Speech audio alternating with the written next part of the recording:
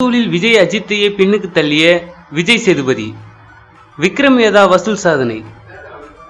விக்ரம் வேதா படம் ரசிகர்களால் கொண்டாடப்பட்டு வருகின்றது. இப்படம் தமிழகத்தில் மட்டுமே ரூபாய் 20 கோடி வசூலை தொட உள்ளது. அப்படி இருக்கையில் எப்படி விஜய் அஜித்தை பின்னுக்கு தள்ளினார்? இதெல்லாம் நம்ப முடியவில்லையே என்று நீங்கள் நினைப்பது தெரிகின்றது. ஆனால் நம்பித்தான் ஆக வேண்டும்.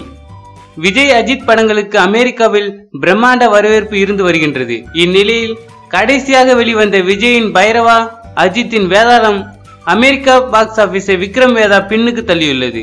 5 நாள் முடிவில் இப்படம் அமெரிக்காவில் $286,094 வசூல் செய்துள்ளது. இதன் மூலம் விஜய் சேதுபதி மார்க்கெட் வேறு லெவலுக்கு சென்றுள்ளது.